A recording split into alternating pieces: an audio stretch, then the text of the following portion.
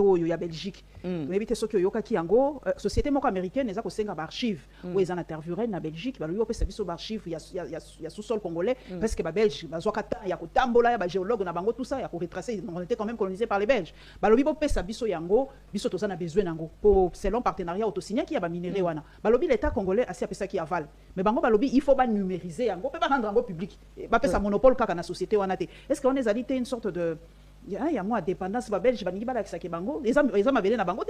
non. Ces dossiers d'un autre temps renferment des trésors, plus d'un siècle de cartes du Congo, des notes prises par des géologues et des compagnies minières.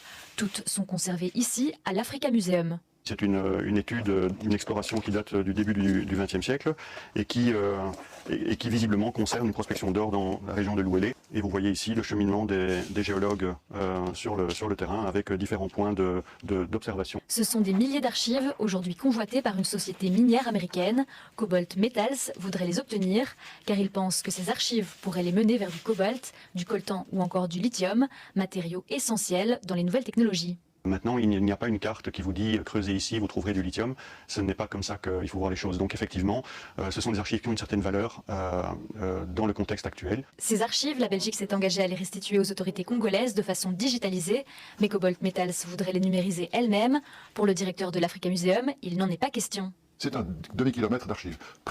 Privatiser cela ne semble pas équitable et serait de nature à donner un avantage commercial important à une société par rapport à une autre, ce qui ne correspond pas à notre identité de service public. Un accord entre les autorités congolaises et la société minière américaine a pourtant été signé pour pouvoir accéder à ces archives.